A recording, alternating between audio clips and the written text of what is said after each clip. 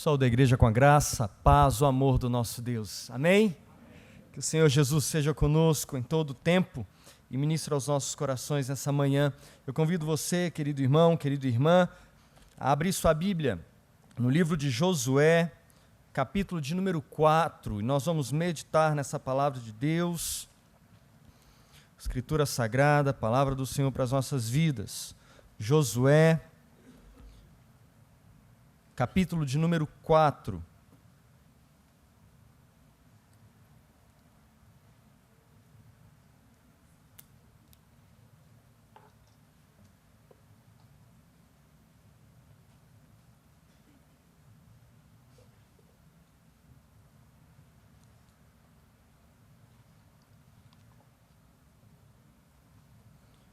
Josué, capítulo 4. Eu peço que você leia junto comigo os versos 21 e 22. Leamos todos juntos. Josué 4, 21 e 22 diz-nos assim a palavra do nosso Deus. E disse aos filhos de Israel: quando no futuro vossos filhos perguntarem a seus pais, dizendo: que significam essas pedras?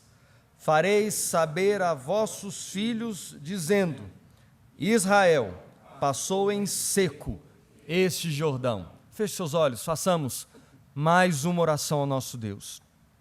Pai, obrigado pelo privilégio e oportunidade de te adorarmos nessa manhã de domingo. Obrigado porque é o Senhor mesmo que congrega o teu povo e por isso estamos aqui. Pai, lemos apenas 2 versos da Tua palavra, uma belíssima história está nesse texto, em seu contexto, mas pedimos, ó Deus, pelo poder e ação do Teu Santo Espírito, fala conosco, tem misericórdia das nossas vidas, e apesar de nós mesmos, ó Deus, fala conosco, ó Pai, para que saiamos daqui edificados por essa Tua palavra, para que saiamos daqui dispostos a cumpri-la, e a viver segundo as ordenanças que vêm do Senhor. Faz assim, Deus, para a glória do Teu santo nome, e em Cristo Jesus, o nosso Redentor. Amém, amém e amém. Queridos, datas, calendários, marcos, são todos momentos que nós utilizamos para cindir, para dividir momentos e momentos. O historiador Alfredo Bose, no seu livro O Tempo e os Tempos, diz que as datas são como pontas de iceberg, e que é uma questão muito importante para os historiadores. A data é um evento, como uma ponta de iceberg, a ponta de algo muito mais complexo, grandioso e cheio de significados. Assim são os marcos, como pontas de iceberg. Eles marcam um local, eles marcam um momento, eles marcam a cisão daquilo que ficará para trás e daquilo que se iniciará a partir dali. Assim são os marcos. Nós contamos os nossos dias para que alcancemos coração sábio. Nós celebramos a ação de Deus na história e nós o adoramos porque Ele nos marcou na longa história, segundo a sua presciência e a sua vontade, e nos atraiu a sua presença, e nós somos marcados pelo dia em que Ele assim nos atraiu e nos deu entendimento de quem Ele é. Deus nos deu marcos. Seus próprios feitos são grandiosos e revelam esse ser de Deus. Nós estamos diante de um desses marcos. O povo de Deus entrará na terra prometida, passando o Jordão, enfrentando Jericó, o povo de Jericó, e ali Deus dará grande vitória ao seu povo, e mesmo aquela parte do povo que ficou do lado de cá do Jordão, e que já tinham a posse de sua terra, também atravessarão o Jordão, ajudando o restante das tribos, o restante do povo de Deus, nessa nova fase, nesse novo tempo, a terra que Deus, como havia prometido, daria ao seu povo. Há nesses marcos históricos, nesses marcos divinos para com o seu povo, um símbolo tremendo. Não é um marco vazio, vazio de significado, não é mesmo, ou mesmo uma memória humana, não é apenas algo que os homens fizeram para que ali eles pudessem se lembrar dos seus próprios feitos grandiosos. Mas há nesses marcos um propósito divino, um propósito celeste. E o propósito de Deus é a perpetuação do conhecimento de quem Deus é, o conhecimento da grandeza desse Deus, os seus feitos majestosos em favor do seu povo.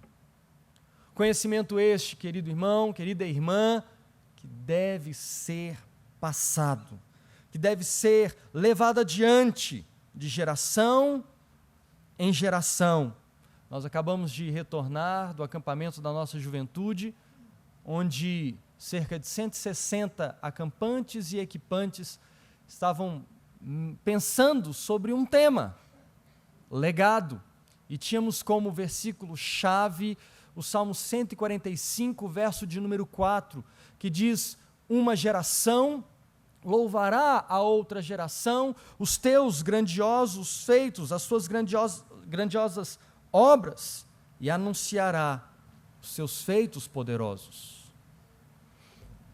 É nossa missão, queridos, perpetuar os grandiosos feitos do Senhor, e é uma geração que contará a outra geração quem é esse Deus e a sua ação na história. Por isso, nessa manhã, onde nós iniciamos as nossas classes da Escola Bíblica Dominical, eu quero pensar, olhando para esse texto, sobre o tema, o memorial do Deus vivo. O memorial do Deus vivo. É comum que olhemos para memoriais e recordemos aqueles que já se foram. Esse memorial é de um Deus presente, é de um Deus atuante, é de um Deus que está entre nós. E precisa que o seu povo traga à memória aquilo que Deus fez, para lembrar, recordar e atuar, dizendo: Ele ainda faz. Veja o que diz o verso 19 do capítulo 4, que nós acabamos de ler os versos 21 e 22. Veja o que diz o verso 19.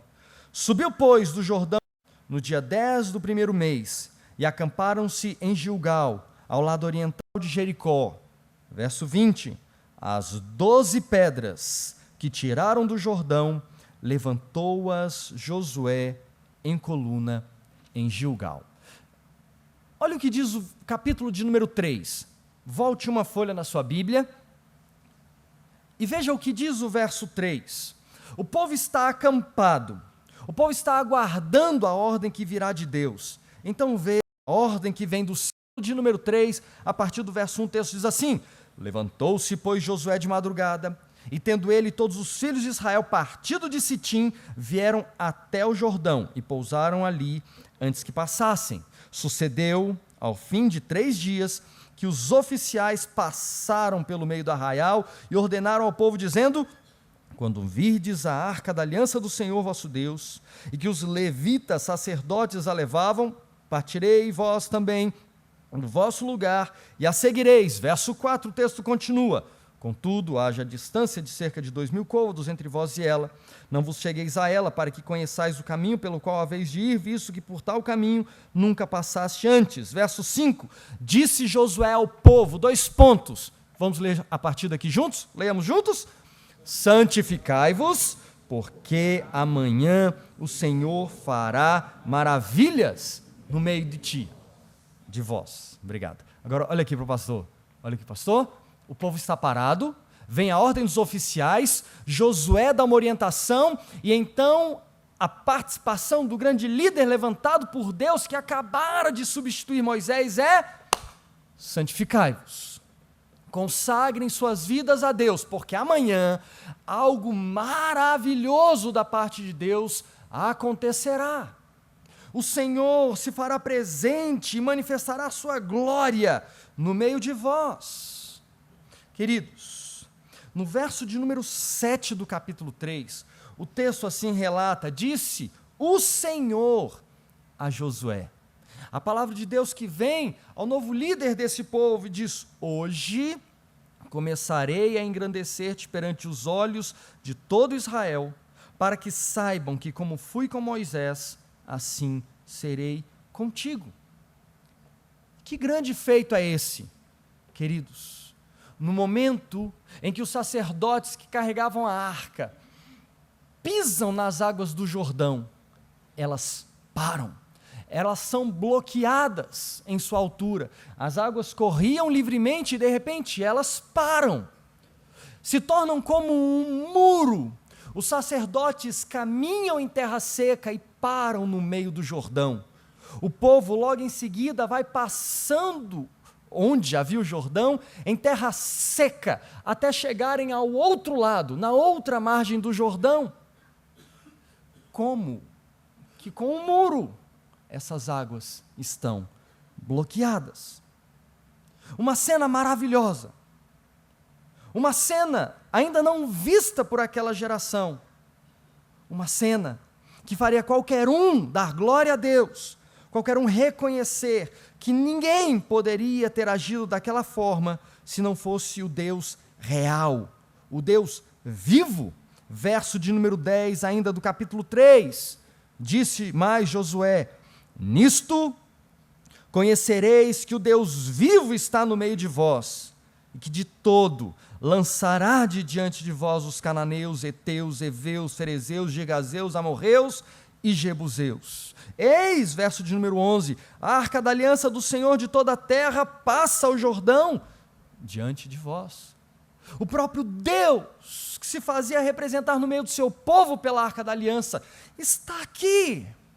Queridos, diante de tão maravilhoso feito, Deus ainda dá uma ordem, porque aquilo seria um marco para ninguém duvidar. Pense, você nunca viu isso acontecer, e nós ainda assim cremos em Deus. Imagine aquele povo vendo o rio parar, e como um muro, gente, reconstrua na sua mente, eu fico embasbacado, reconstrua aí, você passando e rio parado, você olha para o lado e diz, oh my God, né? Você fica assim, não é possível, isso não é real. Meus irmãos, como se não fosse suficiente ter olhado para o lado e ver um rio parado como um muro, Deus ordena a Josué, pegue 12 homens, cada um de uma das tribos de Israel, faça com que eles busquem pedras no meio do Jordão, que está bloqueado, e carreguem essas pedras nos ombros, e atravessem até o acampamento com essas pedras. E assim é feito. 12 homens, representando cada uma das tribos de Israel, pegam as pedras, colocam em seus ombros e carregam essas pedras. Está tudo no texto, depois você pode conferir. Josué, de igual feito, pega também 12 pedras, e onde estavam os sacerdotes, ele empilha as 12 pedras. E o texto diz, elas continuam lá até hoje. Bom, não foram lá verificar, mas está no capítulo 3, verso de número 9. O importante é que, quando o povo atravessa e os sacerdotes saem com a arca, no momento em que eles pisam a terra que permanecerá seca, quando o Jordão voltar a correr, de fato, as águas voltam a correr. O povo olha para trás e o rio voltou ao seu estado normal. Queridos, isso por si seria suficiente para proclamarmos por todas as gerações: Deus está entre nós, Deus agiu em favor do seu povo, Deus mostrou a sua grandiosidade, o seu poder, as suas maravilhas. Sim, isso gera um marco suficiente, mas quis Deus, na sua sabedoria, ordenar que aquelas 12 grandes pedras, que foram carregadas, cada uma delas por um representante de uma tribo específica da nação de Israel, parassem e acampassem, e no meio do acampamento em Gilgal, erigissem um movimento e colocassem pedra sobre pedra, e o povo reunido ouve a instrução que vem do Senhor. Veja o que diz o capítulo 4, o verso de número 6. capítulo 4, verso de número 6. Para que isso seja por sinal entre vós, e quando os vossos filhos, no futuro, perguntarem dizendo: que vos significam essas pedras? Verso 7. Então lhes direis que as águas do Jordão foram cortadas diante da arca da aliança do Senhor. Em passando ela, foram as águas do Jordão cortadas. Estas pedras serão para sempre por memorial aos filhos de Israel. Em primeiro lugar, queridos, Deus marca o seu próprio povo. Deus acabou de levantar Josué. Deus acabou de dizer, capítulo 3, verso de número 7, que honraria Josué. E Deus levanta um novo líder. E ao levantar um novo líder, Deus honra esse líder, ungido por ele, capacitado por ele, levantado pelo próprio Deus. Deus não apenas levantou Josué como líder, como Deus ordenou a Josué que fizesse as tribos serem representadas, cada uma delas por um homem. Deus está marcando a história deste povo, esse povo que a olho nu viu o Jordão ser bloqueado. Acabaram de ver o milagre, acabaram de ver a glória de Deus manifesta entre eles, o marco da manifestação do poder de Deus. Portanto, Deus age em nossa própria história com os seus marcos a fim de nos marcar. Os marcos de Deus deixam marcas no seu povo. No tempo presente, Deus quer marcar a nossa geração. A nós que vivos estamos, Deus tem marcas específicas para nós. Não há novas revelações. Deus não vai revelar nada de novo, sua palavra está toda revelada e disponível a nós, e ponto. Mas através dela, Deus quer impactar a nossa geração, quer transformar a nossa vida. Não foi assim, queridos? Nós estávamos perdidos, e então o Senhor nos encontrou e nos salvou. Aleluia! Que marco! Deus quer salvar a nossa família. Deus quer alcançar aqueles que nós amamos e que em Deus são eleitos e filhos da aliança. Nós somos a geração que devemos anunciar as boas novas, à nossa casa, à nossa família, aos nossos filhos, aos nossos netos, à nossa parentela. Que marco, queridos! Imprimir a marca do Evangelho em seus corações. Queridos, Deus quer marcar a nós mesmos pela sua ação poderosa. Mas em segundo lugar, Deus deixa marcas às próximas gerações. Foi assim que ele disse no verso de número 6. No futuro, os vossos filhos perguntarão: essas pedras aí, que estão empilhadas, elas são o que mesmo? E a resposta precisa brotar dos nossos lábios, os lábios daqueles que foram impactados pelo poder de Deus. O verso de número 21, retornando a mensagem que Deus mesmo havia dado a ele, Josué, ele diz ao povo: quando no futuro os vossos filhos perguntarem a seus pais, dizendo o que significam essas pedras, verso 22, vocês farão os filhos de vocês saberem. Israel passou a seco este Jordão. O verso de número 7 enfatiza, no final, estas pedras serão para sempre, por memorial aos filhos de Israel. Olha que interessante, queridos. Quando estavam para sair do Egito, Deus deu a instrução ao povo, na instituição da Páscoa: vocês vão celebrar a Páscoa do Senhor, vão matar o cordeiro, vão comer as ervas amargas, o pão sem fermento, vocês vão celebrar a ceia com o sangue do cordeiro, vocês vão pintar os umbrais, o anjo do Senhor vai pessar, é o termo hebraico para passagem, de onde nós derivamos a palavra Páscoa. Ele vai passar, e quando ele passar, ele verá o sangue do cordeiro, e não vai matar os primogênitos, a última praga sobre o Egito. Veja, a imagem do cordeiro morto, o sangue aspergido, e veja como tudo aponta para Jesus.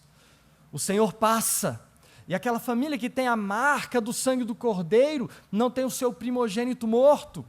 Queridos, naquele momento, ao dar a instrução, Deus diz: reúnam-se em família e passem essa instrução em família. E quando no futuro os vossos filhos perguntarem: papai, que ritual é esse?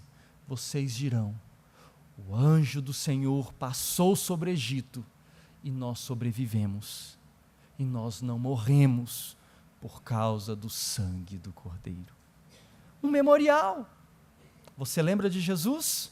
Hoje à noite nós estaremos aqui, reunidos como igreja, celebrando a ceia do Senhor. E lá em 1 Coríntios, Paulo, dando orientações à ceia, diz: porque eu vou passar a vocês aquilo que eu também recebi.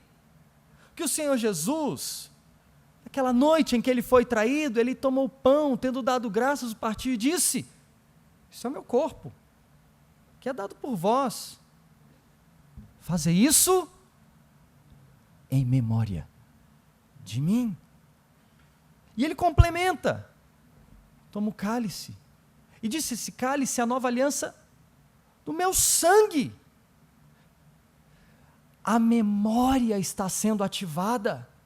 Lucas relata as palavras de Jesus, diferente de Mateus, de Marcos ou mesmo de João, ao relatar a ceia. É o evangelista Lucas, o historiador do grupo, que escreveu tanto Lucas quanto Atos, quem diz: o Senhor Jesus, naquela noite, disse: este é o memorial, lembrem-se de mim. E é essa memória que Paulo tem, e que agora repassa, segue adiante para a igreja de Corinto. Meus irmãos, Cristo deixou um memorial, que não pode apenas impactar as nossas vidas, mas deve seguir, deve avançar, deve continuar a impactar vidas por gerações. Portanto, há uma função dupla, e a ordenança divina é: eis o memorial, eis o marco. Agora ensine o que ele significa.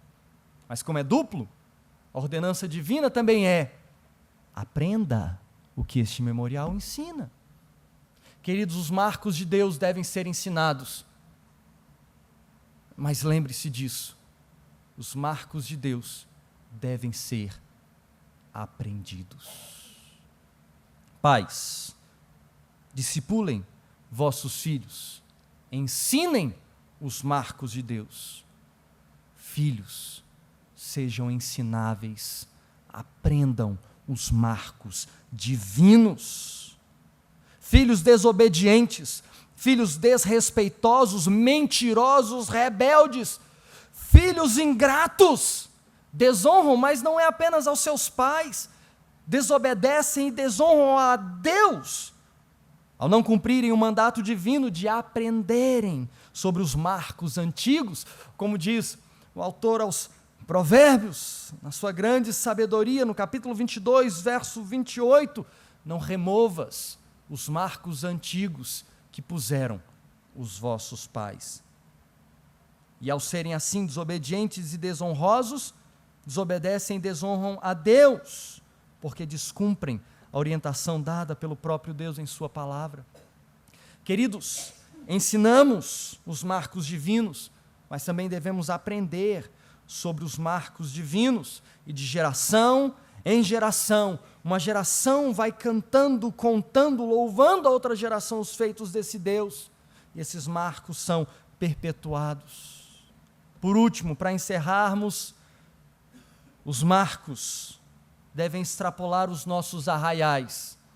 Os marcos devem extrapolar as paredes do nosso lar ou a mesa da nossa casa. Esses marcos devem alcançar até quem ainda não é povo de Deus. Leia comigo junto, querido, ou junto comigo, o verso de número 24. Vamos ler juntos, com alegria no coração. O texto diz assim: para que todos os povos da terra conheçam que a mão do Senhor é forte, a fim de que temais ao Senhor vosso Deus todos os dias. não está apenas restrito à nação, deve extrapolar as fronteiras da nação. Quando os filhos de vocês perguntarem, contem. Filhos, aprendam, mas não parem aí. Pais, filhos, famílias, nação, povo de Deus, todos os povos precisam conhecer os grandiosos feitos desse Deus tremendo e poderoso. Há duas palavras que merecem grande destaque no verso 24. Conheçam e temam, ou temais. As pessoas precisam conhecer, elas precisam saber quem Deus é, o que Ele fez, o que Ele faz, e pelo que Ele fez e o que Ele ainda faz, aquilo que Ele prometeu que faria àqueles que são seus. Não há como chegar no céu e vida eterna sem que se confesse a Jesus. Mas não há como confessar Jesus se não conhecerem a ação de Deus na história ao enviar o seu Filho unigênito para que morresse por estes que perdidos estavam. Queridos, quando nós anunciamos o Evangelho, nós dizemos ao mundo: existe um Deus, Ele está vivo, Ele é real.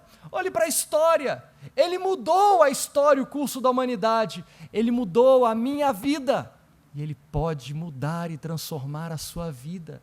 Esses são marcos divinos, marcos eternos, e eles precisam ser passados por aqueles que ainda não são povo de Deus, a fim de que sejam um povo temente a Deus.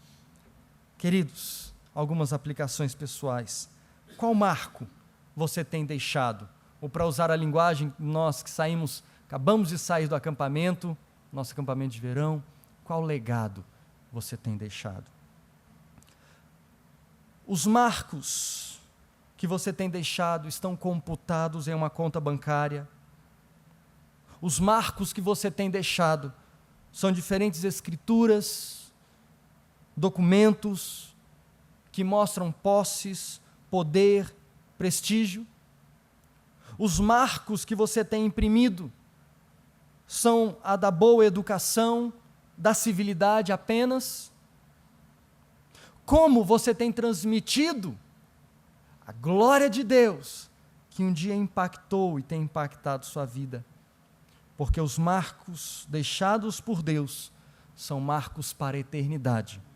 E são esses marcos eternos que nós devemos não só ter para nós como grande impacto de Deus para as nossas vidas, mas devemos passar de geração em geração e ultrapassar os limites da nossa própria família, da nossa casa e do povo de Deus, para que todos saibam, por causa dos seus grandiosos feitos, que existe um Deus poderoso para salvar, para livrar, para libertar, para transformar vidas.